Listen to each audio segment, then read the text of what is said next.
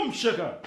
So this year, as usual, Coach Phill here, high performance coach for leaders and institutions, where we help institutions to realign their teams so that they can create better cultures, so that they can make more money and have a better impact in their industry.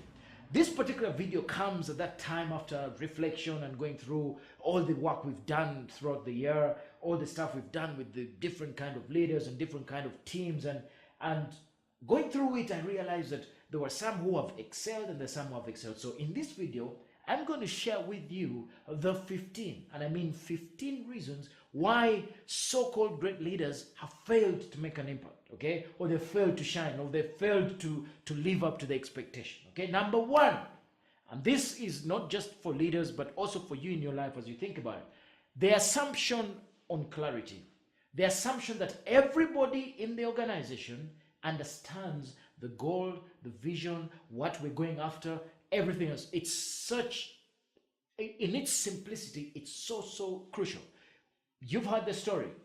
J.F. Kennedy goes to NASA, asks the guy who's cleaning, what are we doing here? We're sending a man to the moon and back safely.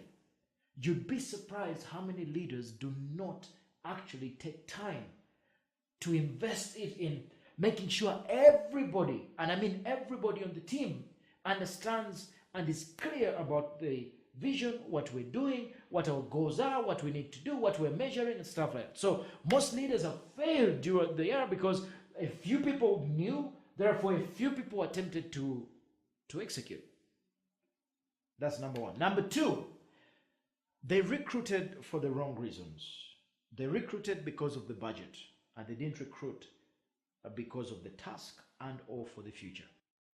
What do I mean? I've had the ones that I have noticed who have not done very well this year. Guess what?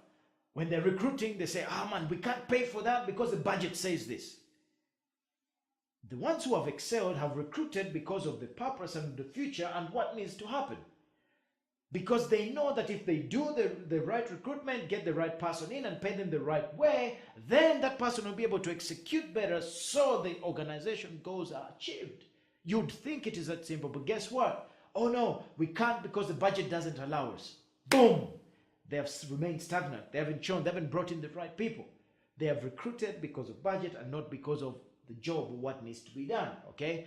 Next, they have rewarded based on how much time somebody has stayed in a role rather than the attitude, rather than the output, rather than what people have done. Great scenario.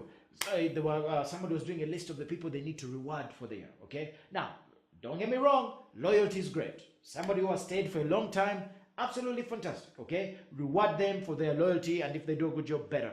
But if you leave out the people who are excelling, the people who have a great attitude, and you're not rewarding them because you think the people who have stayed longer, even if they're not performing, are much better, that's a big mistake. And I clearly saw it in one of the situations I had with a leader, and they were writing this list, we're going to reward so and so, so and so, so and so. And I was saying, okay, how about the top performers for the year? What's the deal? Say, oh yeah, but there's this group of young people we brought in and what, but yeah, I don't think we should reward them now. Boom! It's going to happen, okay? And naturally, they have not been able to do what? To see those people blossom. Next, number four, the leaders who have really failed to make it are the ones who have had this philosophy of my way or the highway. 2 or 3 leaders I've engaged with, and we've actually had one of those difficult conversations, is where the leaders are so convinced, that's it.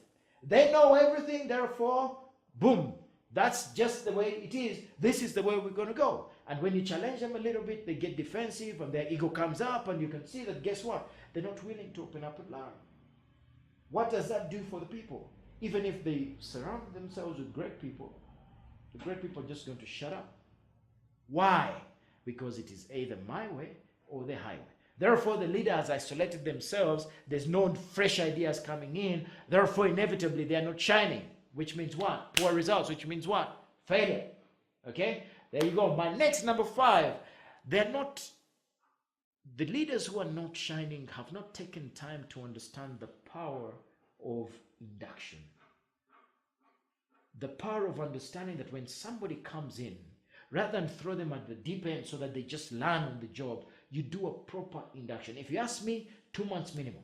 2 months minimum of induction so everybody understands what it takes to do. I mean, if you have a small team of 5, 10 people, that's different, but everybody needs to know what it takes. People have always asked me, hey, coach, why don't you get people on your stage?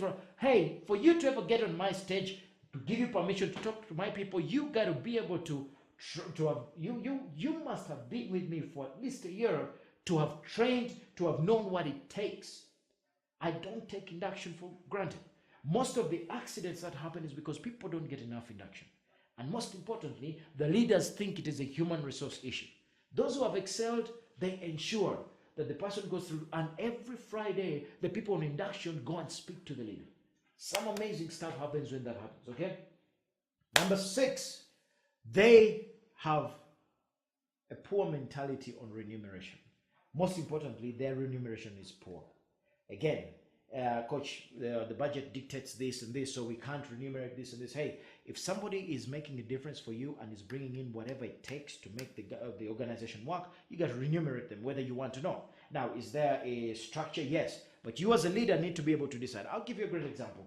A great young man has been working for 5 years. He's doing what he has to do, but guess what? He's not remunerated perfectly the way that his job, outside is being remunerated. He comes and says, hey guys, this is the deal. Can you do something? Even an extra $1 would have made a difference. But, oh, no. The budget says this, so we can't do this and that. Those leaders have lost great talent. They don't understand that attracting new talent and getting them through the process of getting them to where the old person was is much more expensive. Think about it. Okay? They fail to shine because they've lost great talent. Next, they have not trusted their gut. They have not trusted that small voice. Okay? What happens is they go and do something. They didn't follow their heart. They didn't follow their gut. It doesn't give them the great result. They screw up, basically. And then they're like, damn, I had a feeling it wouldn't work. Damn, why didn't you follow it in the first place? Oh man, when that guy came on board, I had a bad feeling. Why did you get the person on board in the first place? Okay? All the guys who have not performed, all the leaders in the last 1 year who haven't done well, that kind of scenario has been there. And then I asked them, so why did you know? Said, oh, I probably didn't want to disappoint my team, or I didn't want to. Hey, now what has it done? It has cost you. There's something powerful about your gut feeling. Great leaders always follow their gut feeling because it always has wisdom. Think about it. Are you following your gut? Next, great leaders have had the people who have not gotten up to shine and be who they really can be, is that they have left the culture of the organization to be lived by other people rather than themselves. So basically, they're not living the culture. They tell people, you got to do this. I know a great leader. He has paid for extracurricular activities. He has paid for instructors to come in and do exercises in the morning and what. And he never attends. He never, ever attends. He's not the most healthy person. And actually, when you look at them, their energy levels, their stamina is not where it could be. They're hardworking, but you can tell that they could do better if they live the culture. They keep telling their people, you got to follow up, you got to do this, but they themselves have got a challenge with following up. Now, are you the kind of leader who has said to your people, this is the culture we want to create, but you're living a different culture? You're not living up to what you say you're doing, because that, there's a thing, monkey see, monkey do. Do not expect your people to create magic if you're not willing to do whatever it takes. I happen to be the fittest person in my team. Guess what? Why? Because I live the culture of well-being. Well, I struggle a little bit on some things. My guy's a little bit smaller than me, but that is because of poor feeding. It's got nothing to do with working out. Anyway, next, they have not challenged their team and themselves consistently. They set a goal, people achieve it, they're like, yeah, good. They have not stretched. A mind once stretched can never go back to its original state. Great leaders are always stretching their teams. You just have to look in history and see the people who really, really stretch their teams have gone on to be legendary. Okay? First name that comes to mind, Steve Jobs. Think about it. The guy stretched his team 24/7. Okay, who else? Think about the best coaches in the world. They have always demanded the best. Mourinho, Sir Alex, whoever. Think about it. You as a great leader, you want to show that you're the best. You want to go to the next level. You got to stretch your team consistently. There's again, you go for these situations. There's a team retreat, and the finances show that you have not hit your target. You're below target, but you're celebrating. Okay, you haven't done very well. Oh no, it is in the pipeline. It is in the system. And when you look at the people, you ask the same question, guys, could we have done better? Everybody always says yes. Why didn't we? Well, it was comfortable. You as a leader need to think about it. You got to stretch not only your team, but yourself every day. Think about how can I get out of this comfort zone? If you're not doing that, guess what? Your people are going to follow suit. Great people, great wannabe leaders who could have made it but didn't make it is they have delegated the juice. What do I mean? They've delegated the important parts. They've delegated what makes their companies operate. Again, case in point, you guys know the story when Steve Jobs was fired, when he came back from Pixar, I think. When he came back, he said, you know what? The design team, the people who designed that beautiful phone are going to report to me because I cannot delegate that. Why? Because the iPhone's design is the iconic thing, okay? You find leaders who have delegated some of the important stuff, okay? And when you confront them, I had a great example about 2 years ago. I had a gentleman, he was in charge of about 210 people. And he always used to say, oh no, I've delegated to all my leaders and I'm not going to do their job for them. I'm not going to do their job for them. Now, there's two things happening there. Number one, he was not brave enough. He was a little bit of a coward. But number two, he wanted to be able to blame, to put their portion. If we didn't work out, guess what? Everybody can take a blame. You look at your business and say, which one are those important things? The sales, the marketing, the product development, those are important things. So you can't necessarily delegate that stuff. Yes, you can have somebody look after them, but you can't delegate the juice, okay? The juice is those things that if you work on, they take your business to the next level, okay? So as a leader, as an entrepreneur, go back and think and say, what have I delegated that if I brought back in, it would give me the ability to go to the next level. But also delegate everything else that doesn't work. I had another conversation where a leader was telling me, oh, you know what? My team I just don't trust these guys. So I've ended up doing everything. I said to them, then you're not a leader. And then I walked away. I said, what do you mean? I said, you're not a leader. Obviously, it didn't go very well. Then the next conversation, we had to what? To realign and say, okay, what did you mean by I'm not a leader? Then I had to break it down and say, if you don't trust your people and you say you're going to do everything, so what is the point of them being here? Most importantly, leaders are there to facilitate, to create a situation where people blossom, where people step up and do what they have to do. Okay, you coach, you mentor, you help them up. Okay, sometimes it's a stick, sometimes it's carrot. Sometimes you got to, be a little bit hard. Sometimes you got to raise the spirits. That is your job as a leader. Great. Next, they're not empowering enough. Okay, they're not empowering their people enough. You find a leader, when they're talking to their teams, they're not empowering them enough to have the balls to do something. Okay, they're not doing the sessions of empowering as often as they should. When they give somebody something to do, it doesn't work, they take it back, they do it themselves.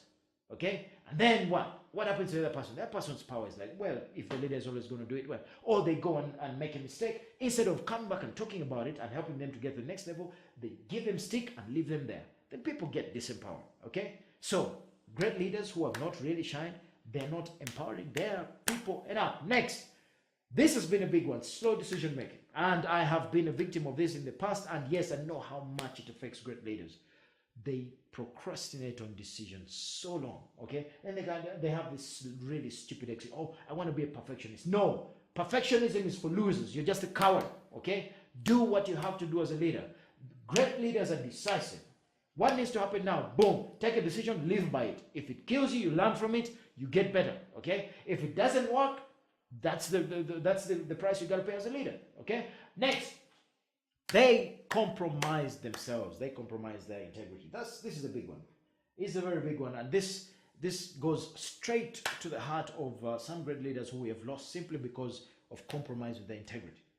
Okay, and this comes in so many ways. Where I have 2-3 scenarios where people who could really have been great have lost it. They've lost the ability to ever live up to that, because of compromising on their integrity, taking bribes, and or having inappropriate relationships, or they have done things that have compromised the integrity. Therefore, when they stand up to demand, people are like, whatever, this person cannot do, because what? Because you've compromised yourself. Come on.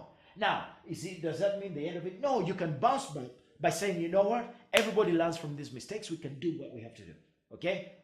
Be the kind of person who says, okay, I will do what I have to do to my best ability in the confines of being a great leader. Forget about, don't be distracted. I was listening to Patrick Bitature, great businessman. I said one of the biggest challenges of some of these people who make it a little bit, they get to that level where the temptations and distractions are so many, they don't have the discipline to hold up. You get a little bit, you see this little gal, this little whatever, and then before you know it, integrity down, end of story as a leader. You can do better. You can do better, and you can allow yourself to shine because you say, you know what, I'm going to be a man of integrity. Next, they have not been brave enough. There's nothing as bad as witnessing a leader who could really make a difference in this world, but not brave enough to do it. They're not brave enough to take the decisions. They're not brave enough to stand up to a board member or to stand up to competition or what. It's just amazing what you can do when you become that kind of leader who's got a warrior spirit to fight for your team, to fight for your vision, to fight for your team. To fight for the cause, for you to do whatever it takes. To say, you know what, I'm brave enough. I believe in this, and I'm going to. Because when you're brave enough, somehow the rest of the team buys in, and then you go and create some magical stuff. Okay. Great leaders are being left behind, want to be great leaders because they're not brave enough. They're not brave enough to make the mistakes and say, you know what, it doesn't matter, I'm going to do whatever it takes. And then finally, the 15th one and final one, why most of the leaders that we have witnessed have not gotten up to the level that they need to, is this word discipline. Now, when I say discipline, most people sometimes don't like it, some people like it. Discipline is simply saying and doing what you say you're going to do and believing in it. Discipline is like a time management thing. I want to talk about time management here because most of the leaders out there have failed to have the discipline to manage their time. Time management is not about really managing time. No, I had a conversation with one of a very, very, very fantastic leader, and he's doing fantastic well. And we had a little bit of a disagreement. Okay, he says, you know what, coach, I need at least more hours in the day because however disciplined I am, there's so much to do. I said, well, if I came and looked at your calendar, I can tell you there's certain things that you're not supposed to be doing, but you're doing because you lack the discipline to delegate that stuff. I say, oh yeah, you might be right, but either way, there's not enough time in the day. I say, no. Everybody has got enough time, okay? Your job is to be disciplined enough to do what you say you're going to do when you say you're going to do it, to cut out the distractions, to help your people to grow, to say, you know what, 4 hours of my time to do the best time of my work, that's it. The other 2 hours I'm seeing people. The other 2 hours I'm managing by walking around. The discipline to remain that structured and focused is what makes you a great leader. Most guys do not have that. I challenge you this year to go through these 15 and say, you know what, next year, if there's anywhere where any of these have affected you, you say you're going to do better. You're going to be better. You're going to do whatever you can. Because I know down deep inside, you have the ability to not only step up, but to live strong, live with passion, and know that you have the audacity to make a difference as a leader. Remember, leadership is influence, and you can influence every day in every way. Whatever you do, become better.